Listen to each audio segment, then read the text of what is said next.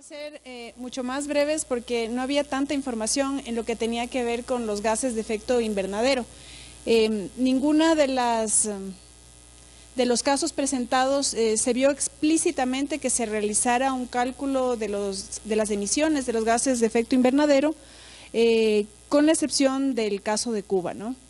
En países como los nuestros, voy a mezclar un poquito el tema de conclusiones y recomendaciones, que somos exportadores de materia prima, debería ser nuestra responsabilidad la medición de gases de efecto invernadero desde la producción hasta el puerto de destino, al menos, ¿no? Deberíamos establecer una red para poder compartir las experiencias y las metodologías que tenemos en todos los países. Deberíamos propender a la utilización de metodologías que nos permitan calcular no solamente los gases de efecto invernadero que se emiten, sino también aquellos que se absorben. Y en ese sentido deberíamos propender a generar calculadoras de huella de carbono a nivel sectorial y planes de mitigación que se complementen a los planes de adopción de cambio climático. Además, vimos la importancia de articular los actores públicos y privados para contribuir a los objetivos de desarrollo sostenible a nivel de cada país y sensibilizar y concientizar a la sociedad civil y a los sectores productivos sobre el cambio climático y las herramientas e instrumentos que aportan a la mitigación del cambio climático. Pensamos dentro del grupo, y creo que eso ha sido también enriquecido con otras observaciones, que si no existe una política pública que castigue o incentive la medición de gases de efecto invernadero y su reducción, difícilmente se van a realizar estas medidas. Se deben buscar fuentes de financiamiento sostenible para este tipo de iniciativas y se recomienda mirar la medición de gases de efecto invernadero como una oportunidad o una ventaja competitiva también en los mercados internacionales. Ver esto también como una herramienta de mercado y no solamente por el tema de adaptación. Eso en general y listo, gracias.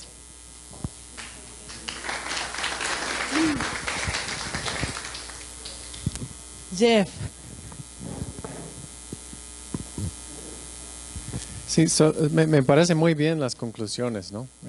Y yo creo que es un tema muy importante que requiere mucho más profundización. Y para un futuro evento que vamos a tener, ¿verdad? Para un futuro evento sería muy interesante hacer un tipo de estudio de caso de un país que está liderando este tipo de ejemplo, ¿no? En donde hay políticas públicas que están requiriendo la emisión de gases, que hay una empresa privada, un sector que está respondiendo por la misma responsabilidad social, en donde ya podemos ver cómo está aterrizando eso en un país. Se me ocurre Costa Rica, pero puede ser que hay otros países donde ya Costa Rica está tratando de ser un país neutral en carbono, ¿no? Entonces, a nivel de la región, sería interesante que vamos sacando estudios de caso en el futuro que nos puede ayudar a aterrizar esos conceptos. Bien. Bernita. ¿Quién? ¿Alguien? Sí. Bueno, yo simplemente quisiera complementar a algo que ya ha dicho Margarita, ¿verdad? Y lo que ha dicho Jeff. Bueno, no tuve la oportunidad, yo soy de Corpey, ¿verdad? De aquí de Ecuador. Y me gustaría comentarles un poco además la experiencia. Si bien es cierto, no se ha difundido adecuadamente, pero aquí en Ecuador ya tenemos casos de iniciativa de medición de huella de carbono en cadenas de valor. El trabajo que hemos venido realizando, ¿verdad?, desde el año 2012, sobre temas casualmente de reforzamiento de las capacidades de los gobiernos para enfrentar el cambio climático, a través de un proyecto con CEPAL desde el año 2012, obviamente que ellos trabajaron aquí en Ecuador un proyecto regional para medir dentro de sus actividades como un componente la emisión de los gases de efecto invernadero en cadenas de valor. Bueno, les comento, actualmente, ¿verdad?, hemos trabajado ya como alrededor de 6, 7 sectores, obviamente proyectos pilotos. ¿Qué es lo que hemos hecho? Quisiera comentarles un poquito la experiencia desde el punto de vista de Corpey. Hemos comenzado a trabajar de manera sectorial, hemos identificado a determinados sectores, obviamente bajo los criterios de que lo que les dije en algún momento.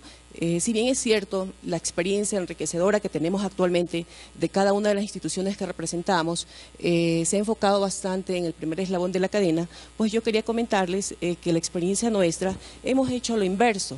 Hemos trabajado desde el último eslabón de la cadena, desde la fase de los exportadores, industrializadores, comercialización, mercado local, mercado internacional. ¿Por qué? ¿Por qué creemos y por qué lo hemos hecho? Porque creemos que obviamente al trabajar con el último eslabón te va a permitir motivar y anclar al resto de los actores de la cadena y más aún dependiendo de la metodología que se utilice. Generalmente para la medición de la huella de carbono actualmente existe una diversidad de metodologías, de herramientas. Son normas obviamente actualmente voluntarias, hay de la FAO, hay también de la ISO, tenemos la PAS 2050, pero lo que hay que tener en cuenta y presente siempre es que cualquiera de estas metodologías que se utilicen deben siempre estar reconocidas y avaladas por el IPCC. Hay normas británicas, etcétera, y nosotros en nuestro caso hemos trabajado con la norma PAS 2050. Lo que analizábamos aquí en el grupo de trabajo es que si es verdad, tenemos dos factores importantes. Hablamos siempre de la emisión de los gases de efecto invernadero, pero algo que no debemos descuidar en este proceso, en este tipo de ejercicios, es que cuando hacemos, sobre todo en productos agrícolas, el levantamiento del inventario de la línea base de la emisión de los gases de efecto invernadero, también debemos preocuparnos al mismo tiempo de hacer el levantamiento de la absorción, porque hay ciertos cultivos o ciertas plantaciones que te permite, pues, ¿no? Y a partir de ello sacar un balance y saber, sí, perfecto, si yo al producirme producto emito tanta emisión de gases de efecto invernadero, pues también estoy compensándolo. Nosotros, bueno, tenemos actualmente, en Ecuador existen 27 empresas que han hecho la medición de su huella de carbono o han levantado la línea base. Obviamente y consecuentemente en los proyectos que estamos nosotros impulsando, este tipo de iniciativas o pilotos, es un elemento clave que también lo hemos discutido en todas las mesas y que siguen saliendo en las conclusiones. El tema del financiamiento, el tema del conocimiento. Cuando nos acercamos o tocamos las puertas de los gremios, exactamente, o incluso de las empresas, hay una insuficiencia de conocimiento ante estos temas. Entonces, por eso es clave el tema de seguir trabajando en temas de sensibilización, de concientización, para poder seguir, porque eso además nos permite seguir moviendo, generando el interés y la motivación del resto de las empresas. Y más allá de eso, también generar una estrategia con los gremios, porque obviamente ahí se concentra el tejido empresarial, donde obviamente tú vas a encontrar tanto a exportadores, productores, porque comenzamos desde el enfoque de la cadena de valor. Entonces, otro tema que también es esencial comentarles es que cuando trabajamos también con este último eslabón, nosotros comenzamos a ver siempre el enfoque también desde la tendencia del mercado. Porque si bien es cierto, yo tengo que proteger mi oferta, la seguridad alimentaria del país y todo lo que tú quieras, ir también visionando, previendo de cómo conservar ese producto que tengo, ¿verdad? También tengo que ver qué está pasando desde el punto de vista del consumidor a donde yo estoy exportando. ¿Por qué?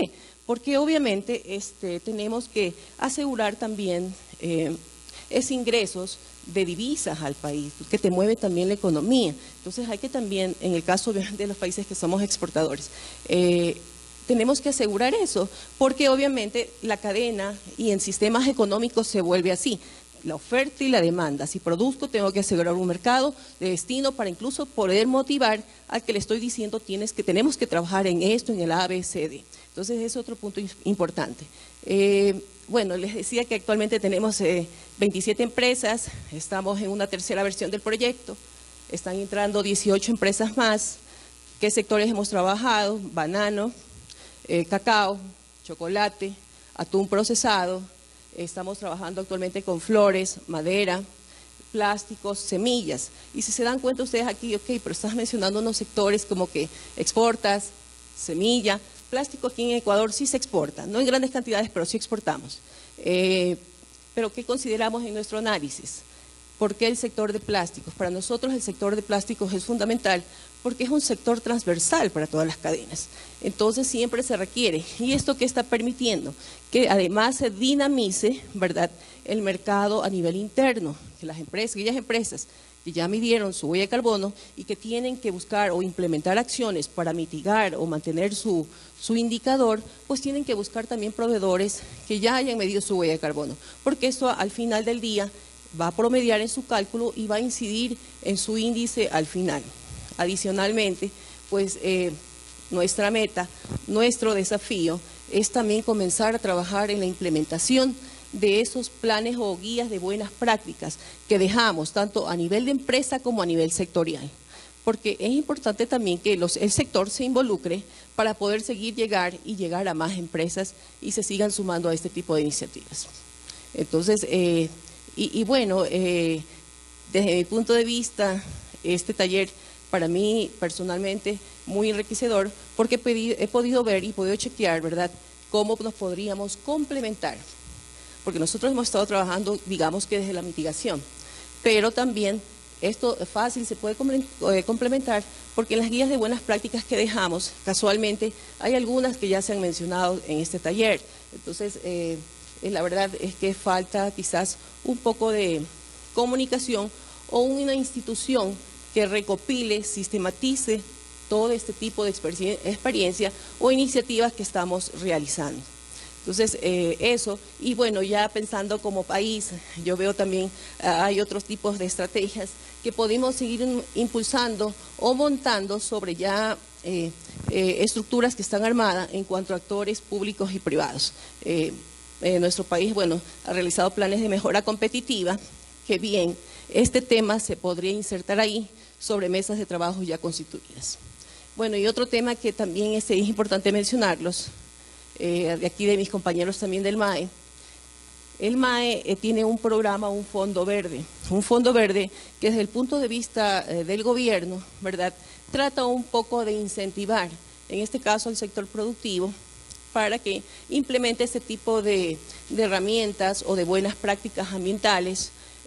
Y bueno, ellos tienen definida una estrategia de carbono para aquellas empresas que levantan su línea base, le dan un reconocimiento, obviamente local, para la siguiente empresa que está implementando planes de mitigación, pues también les da un reconocimiento y hasta obviamente llegar dentro de una estrategia de carbono a la compensación.